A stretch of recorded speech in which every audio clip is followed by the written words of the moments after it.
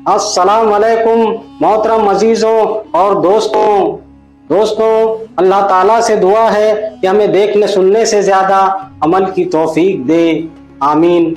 आप लोग भी कमेंट में आमीन जरूर लिख दीजिए। बनी इसराइल पर अल्लाह का अजाब और उम्मत मुस्लिमा के लिए इबरत। आज फ़लस्तीन और इजराइल के दरमियान जो हालात हैं, जिस हालात से उम्मत मुस्लिमा आज गुजर रही है, आखिर क्या वजह है कि जालिम हुक्मरान हम पर मुसल्लत है। आइए इसके ताल्लुक से हम पिछले उम्मत यानी बनी इसराइल की हलाकत की मिसाल पर गौर करते हैं।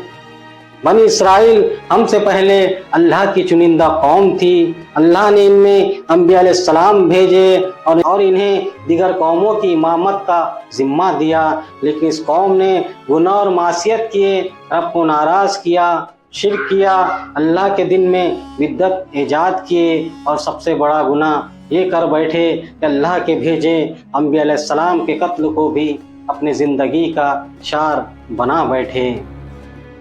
फिर अल्लाह का अज़ाब इन पर यकीनी हुआ, जिसके ताल्लुक से अल्लाह ने कुरान में फरमाया, और जब पहले वादे का वक्त पूरा हो गया तो हमने ऐसे लड़ाकू बंदे तुम पर हावी कर दिए जो बहुत मजबूत थे लड़ाई में, और ऐसा तुमसे लड़े कि तुम्हारे घरों में जा घुसे।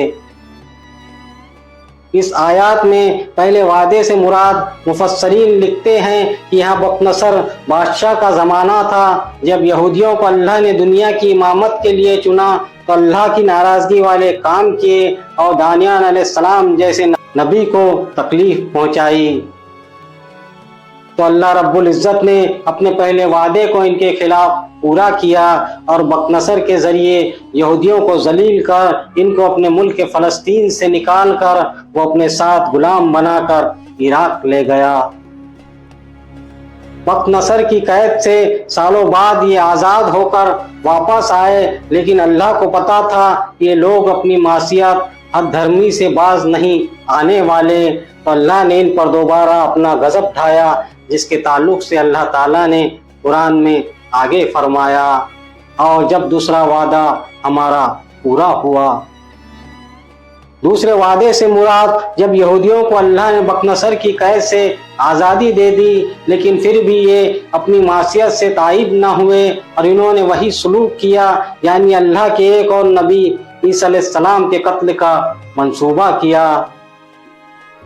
अल्लाह ने उस मंसूबे में इनको नाकाम किया, ईसा अलैहिस्सलाम को दुनिया से उठा लिया और आपके जाने के 70 साल बाद यूनान के बादशाह टाइटन्स के हाथों इसराइल पर ऐसा कहर ढाया, इन्हें कम से कम 1900 साल के लिए फ़लस्तीनियों की सरजमी से हकाल दिया। टाइटन्स ने बनी इसराइल पर शदीद तरह से हमला किया कि ये कौम 1924 तक कहीं बस न सकी, पूरी दुनिया में 1900 साल तक भटकते रहे, जिसको आज भी द जेविश डायस्पोरा के नाम से जाना जाता है। यानी अल्लाह ने इन्हें पूरी दुनिया में जलील और रुस्वा किया। ये कौम जिल्लत की ज़िंदगी जीती रही कि यूरोप के अंदर इनके अलग इलाका हुआ करते थे, जिसे गेट्टोस कहा जाता है, मतलब जानवरों के रहने की जगह यहूदी रखे जाते थे। लेकिन इनका शर और फितना ऐसा ही है कि इस कौम ने कभी अल्लाह की नाफरमानी से तौबा नहीं की, तो अल्लाह ने इनको क़यामत तक के लिए हमारे लिए इबरत बना दिया और वादा करके कुरान में फरमाया, और वो वक्त को याद करो जबकि तुम्हारे रब ने इस चीज़ को तय कर दिया कि बनी इसराइल के लिए क़यामत तक के लिए मैं तुम पर जालिम और जाबिर हुक्मरानों को मुसल्लत करता रहूँगा। और अल्लाह की उस मार और फटकार का नतीजा हम हर सदी में देख ही रहे हैं कि यहूदियों का क्या हाल हुआ। हर सदी में जलील और रुस्वा हुए, जानवरों के साथ रखे गए। पिछली सदी में हिटलर ने इन्हें लाखों की तादाद में अजियत देकर मारा, और आज भी जिस तरह से ये लोग इंसानियत पर जुल्म व सितम कर रहे हैं, गोया कि ये लौ तेजी से फड़क रही है और इंशाअल्लाह ये अपने बुझने की ओर हमें तायद कर रही है। مسلمانوں کے لیے عبرت یاد رہے کہ کسی بھی ہلاکت نقصان ہمارے لیے خوشیوں کا سبب نہیں ہے، بلکہ ہمارے لیے ان کی ہلاکت سے عبرت حاصل کرے۔ اگلا گرا تو پچھلے کو چاہیے کہ وہ سنبھل جائے، ورنہ کہیں ایسا نہ ہو کہ اگر ہم نے بھی اپنے گناہ و معصیت اور اپنی عمل اصلاح کیے بغیر فکر نہ کی تو اللہ رب العزت کے لیے کوئی بعید ناممکن نہیں کہ ویسے ہی فیصلے اللہ ہمارے حق میں کر دے۔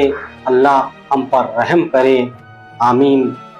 اور آج جس حالات سے ہم گزر رہے ہیں، جس کا نتیجہ ہمارے برے اعمال ہے، یاد رکھیے آج بھائی بھائی کو قتل کر رہا ہے، مسلمان ملک دوسرے مسلمان ملک کو قتل کر رہے ہیں، مسلمان آپس میں ایک دوسرے کو گرہ بندی اور فکرہ بندی میں قتل کر رہے ہیں، جماعتیں اور تنظیموں کے نام ایک دوسرے کو قتل کیا جا رہا ہے،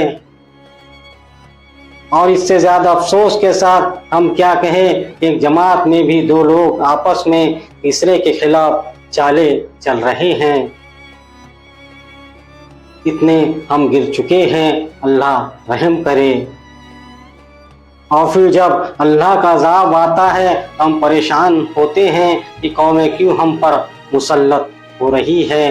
یاد رہے ہماری شکست کی سب سے بڑی اور اہم وجہ اللہ کی نافرمانی ہے، اللہ کی نازل کردہ ہدایت ہے، اور رسول اللہ صلی اللہ علیہ وسلم کی سنت کی مخالفت، یہی سب سے اہم وجہ ہے ہماری ذلت اور رسوائی کی۔ تو بہرحال ہم چاہتے ہیں کہ اللہ ہم پر رحم کرے، تو اس کا کرم ہم پر ہو، تو ہمیں چاہیے کہ اللہ اس کے رسول اور صلی اللہ علیہ وسلم کی تعلیمات پر ہم جم جائیں اور اپنے دوست احباب اور دوسروں کو بھی اس کی دعوت دے۔ انشاءاللہ العزیز اللہ تعالی ہمیں رحم و کرم کا سایہ نصیب فرمائے، ہمیں تمام قسم کی گمراہیوں سے بچائے، کتابوں سنتوں پر عمل کی توفیق دے، جب تک ہمیں زندہ رکھے، اسلام اور ایمان پر زندہ رکھے، خاتمہ ہمارا ایمان پہ ہو، آمین۔ ملتے ہیں نیکسٹ ویڈیو میں، تب تک کے لیے اللہ حافظ و ناصر۔